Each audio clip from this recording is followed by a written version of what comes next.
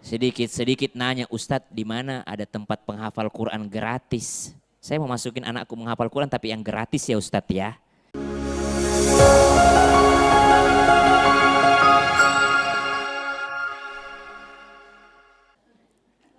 Yang keempat, kalau engkau tak bisa jadi pengajar, jadilah pelajar. Tidak bisa jadi pelajar, jadilah pendengar.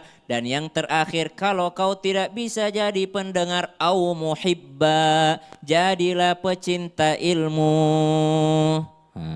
Jamaah. Di antara orang-orang yang dikasih spesial oleh Allah Subhanahu wa taala di hari kiamat nanti ada minan nabiyyin, para nabi, wasyuhada, orang-orang mati syahid, dan as-salihin, diantaranya al-alimin, orang-orang alim. Nih, pentingnya mencintai orang berilmu dan mencintai ilmu. Yang memberi syafaat nanti bisa para nabi, tapi syafaatul uzma tetap Rasulullah pemegangnya, syafaat paling agung. Tapi ada 3 orang, 3 golongan yang diberi kesempatan. Jangan kau foto aku begini, nanti dikira pilih nomor 3.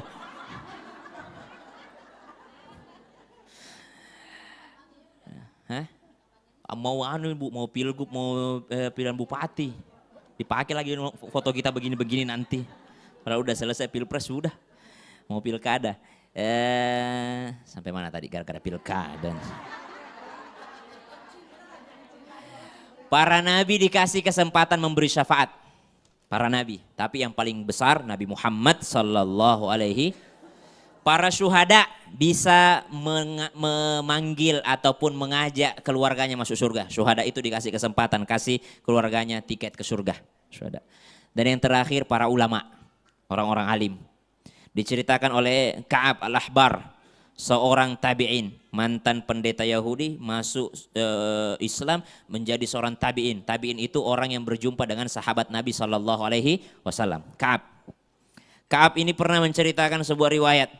Kata Ka'ab, nanti di hari kiamat Allah Subhanahu wa taala telah memutuskan seorang pada yaumil hisab, pada hari perhitungan nanti ada seseorang yang sudah ditentukan untuk masuk ke nerakanya Allah. Kan ada orang beriman juga masuk ke nerakanya Allah tadi. Di awal-awal masuk ke nerakanya Allah. Kenapa? Ternyata ketika ditimbang, al-qari'atu mal-qari'ah, wa ma adraka mal-qari'ah, yawma yakunun nasu kal-farashil mabthuth, wa takunul jibalu kal-'ihnil manfush.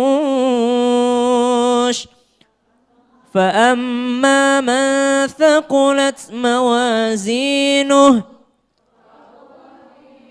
فهو في عيشة راضية ومن خف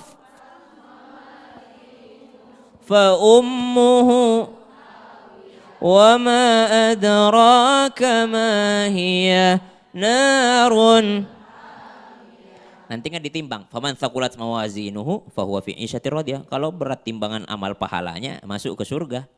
Tapi waman khaffat mawazinu ya fa ummuhu hawiyah. Tapi kalau ternyata lebih berat timbangan dosanya dibanding amalnya, solehnya, masuk ke dalam neraka. Ada seorang, kata Ka'ab, ada seorang sudah ditentukan masuk ke nerakanya Allah karena timbangan amalnya lebih ringan dibandingkan timbangan maksiatnya. Berjalanlah ia menuju nerakanya Allah. Lalu Allah berfirman kepada malaikat Jibril alaihissalam, kata Ka'ab, diceritakan oleh Ka'ab, ya Jibril, susul hambaku itu. Disusul sama malaikat Jibril. Tunggu, ada pertanyaan tambahan sama Allah. Kalau kau bisa lolos, kau bisa selamat dari neraka. Apa itu? Pernahkah engkau di dunia duduk di majelis ilmu? Ditanya. Kata orang itu, enggak pernah. Ya Allah, memang enggak pernah dia. Kalau majelis yang lain duduk dia, majelis ilmu tidak pernah. Datang kepada Allah, ya Rabb, engkau lebih mengetahui keadaan hambamu. Tapi ini untuk memberi pelajaran sama kita, Allah sudah tahu. Tapi untuk pelajaran sama kita. Kata Jibril alaihissalam, dia tidak pernah duduk di majelis ilmu. Kata Allah, kalau begitu tanya lagi, pernahkah dia ma'al ma'idah, pernah enggak dia satu makanan sama orang berilmu? Atau duduk makan, bukan duduk ngaji, duduk makan bareng sama orang berilmu. Dia traktir makan kayak ustadznya, Ustadz Rocky diajak makan di situ kayak, ajak ngopi di depan. Ya, diajak makan ustadznya. Pernah nggak ibu-ibu kasidahan ini ngajak makan ustadznya? Jangan sampai cuma dilatih doang tapi kagak pernah ngasih makan.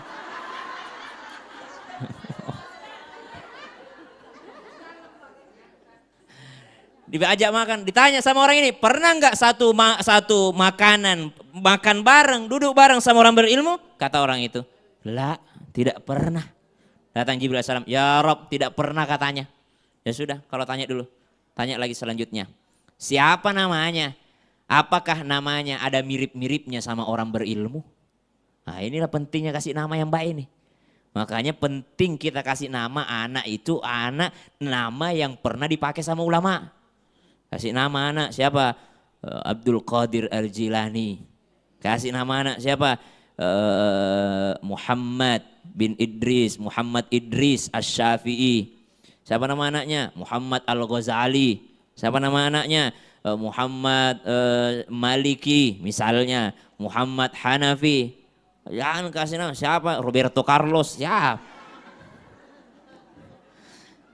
Pentingnya kasih nama ulama itu. Ada enggak ulama yang sama dengan namanya? Pas ditanya, namamu siapa? Tidak ada ulama yang sama dengan namanya. Ini pentingnya kasih nama. Nama terbaik nama Muhammad. Abdullah, Abdurrahman. Ini nama-nama paling baik ini. Atau seakar katanya dengan Muhammad. Ada Ahmad, ada Hamid, ada Humud, ada Hamud, ada Hamad. Kalau mau keren-keren kan sekarang kan orang keren-keren namanya. Setengah mati kasihan tuh guru SD-nya absen. Pas nyebutin namanya, ya Allah. Kasih nama anak yang ada nama ulamanya. Anakku namanya Baraka Syamil Athaillah. Baraka salah satu ulama Bugis, Sulawesi Selatan. Tapi artinya juga berkah. Syamil juga Athaillah salah satu ulama sufi besar Ibnu Athaillah As-Sakandari. Jadi kasih nama anak yang ada nama-nama ulamanya atau nama-nama sahabat. Gak usah jauh-jauh kasih nama. Ya, supaya nanti kalau dipanggil masuk ke dalam surga ada yang diikuti. Ya Rob, Muhammad yang itu udah masuk, masa Muhammad saya belum? Gitu. Cuma kalau udah namanya bagus, malulah sama nama. Ya, jangan sampai nama Muhammad tapi digerebek sabung ayam. Nama udah Muhammad, nama udah Abdurrahman, tapi digerebek judi online. Subhanallah, ditangkap gara-gara penipuan, ditangkap gara-gara judi online. Biar malu sama nama, muliakan nama yang melekat sama diri kita. Nah, kalaupun namanya tidak ada mirip sama, ya Allah Ustaz terlanjur namanya anakku nih, tidak ada namanya. Siapa namanya anaknya? Tidak ada pokoknya. Dia lahir itu pas lagi COVID.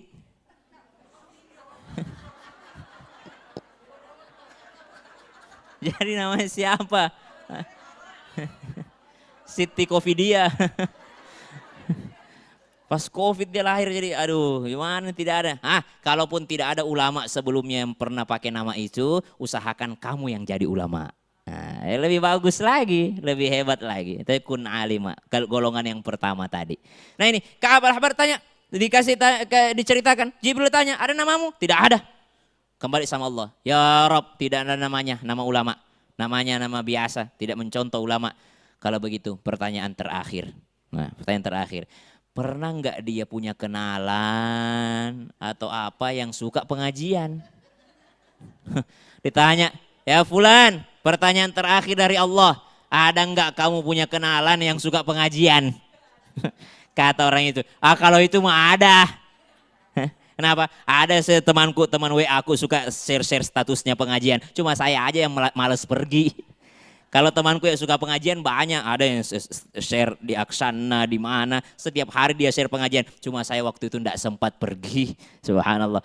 Kalau begitu dengan ini Allah memberikan syafaat kepadamu. Karena kau berteman dengan orang yang cinta sama ulama. Tuh pentingnya kita dekat sama ilmu. Bahkan kita berteman dengan orang yang cinta sama ulama saja bisa memberikan syafaat kepada kita. Tapi usahakan kita yang berilmu, usahakan kita yang memberi syafaat, usahakan kita yang belajar, kita yang mendengar, kita yang cinta sama ilmu. Jamaah, karena sudah jam segini, astagfirullah siapa ini menelpon ini? Orang lagi live juga. Paling kartu kredit. Tuh kan live disconnect, astagfirullah. Bagaimana caranya supaya orang tidak bisa nelpon ya?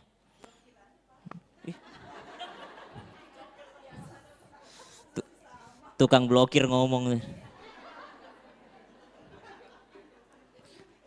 Kita mau masuk apa namanya? Jadi sudah dicatat tadi, kun alima, jadilah pengajar, jadilah pelajar, jadilah pendengar, atau yang terakhir jadilah orang yang mencintai ilmu. Saya akan tutup dengan sebuah kisah. Saya mau tutup pengajian ini dengan sebuah kisah tentang ilmu. Bagaimana sebuah ilmu itu berpengaruh besar. Ibnu Asakir dalam kitabnya Tarikh Dimashqi dan juga Tarikh Baghdad kata Khatib al-Baghdadi. Nah, diceritakan ada seseorang orang tua, ada kakek-kakek masuk ke rumah orang asing. Ketika dia masuk ke dalam rumah ini, ada seorang pemuda yang menghadang. Hei orang asing, ngapain kau masuk-masuk sini? Kata kakek itu, kamu yang orang asing, ini rumahku. Kata anak muda ini, hah ini rumahku. Subhanallah, akhirnya terjadi keributan antara seorang pemuda dan kakek-kakek yang sama-sama mengaku yang punya rumah. Datang masyarakat, subhanallah, tiba-tiba dilihat sama masyarakat, semua orang menangis. Kenapa semua orang menangis? Ibunya keluar, subhanallah, anakku itu yang baru masuk bapakmu. Suamiku, inilah anakmu yang ketika kau pergi berjihad waktu itu di Khurasan, ini anakmu yang masih ada dalam kandunganku. Sudah 27 tahun kalian baru berjumpa hari ini. Subhanallah. Bercerita, nangis air matanya. Subhanallah. Waktu sholat tiba, berangkatlah anak muda ini ke Masjidin Nabawi. Karena kejadiannya di Madinah. Berangkatlah anak muda ini ke Masjid Nabawi. Sang suami ingat sama harta yang pernah dia titipkan sama istrinya. Dia bilang, Ummi, istriku, zaujati, saya pernah titip 30.000 dinar untukmu. Kurang lebih kalau 1 dinar 4 juta rupiah sekarang, kurang lebih 120 miliar. Sebelum saya berangkat jihad waktu itu, saya pernah nitipin emas 120 miliar rupiah. Kemana uang itu?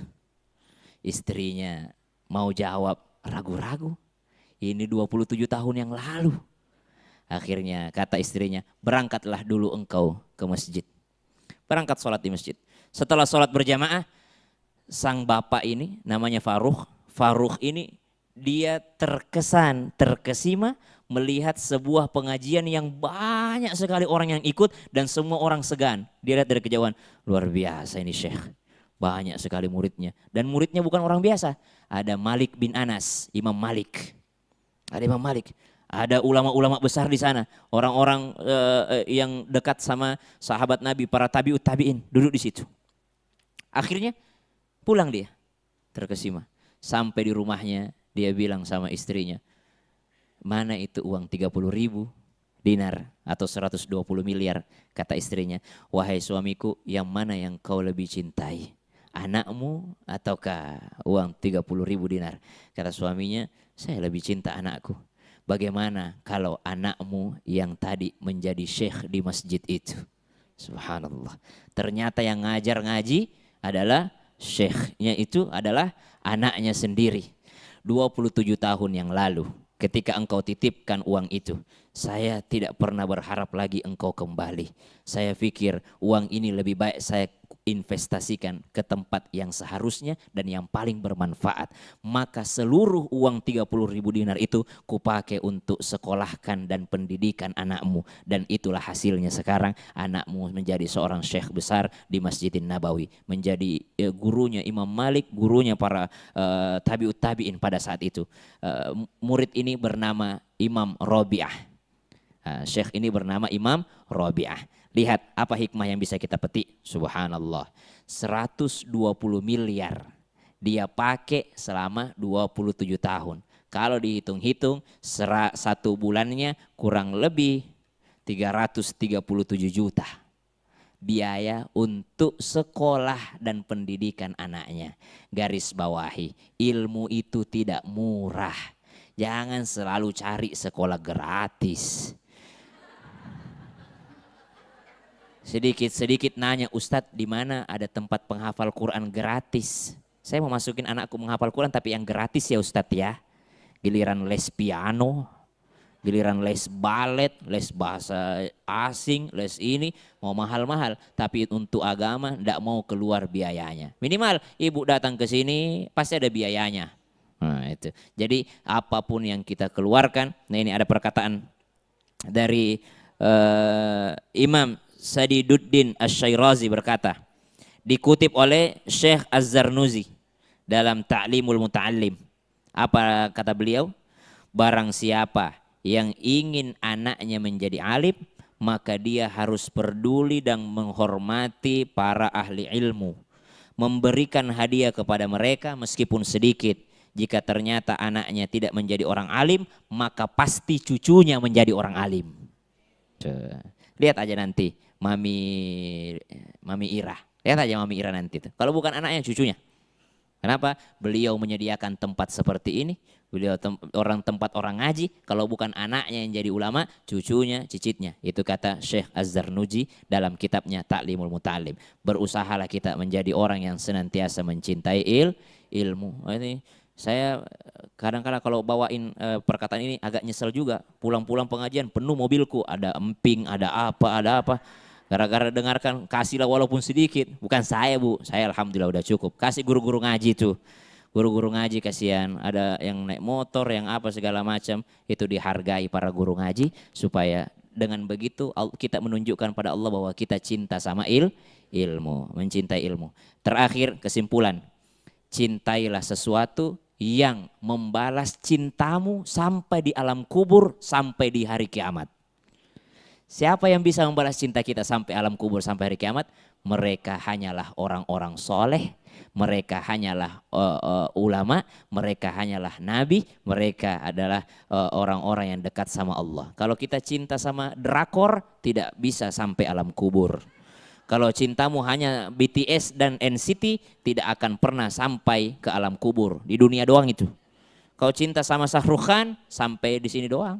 Kemarin aja sakit dia nonton kriket. Update banget ustadznya. Ya iyalah. Kita cinta sama aktor sampai di dunia saja mungkin. Tapi kalau sudah alam kubur sudah putus cinta itu. Jangankan itu, pasangan sendiri. Ya subhanallah. Ibu mati, suami ibu nangis, satu doang yang digosok matanya.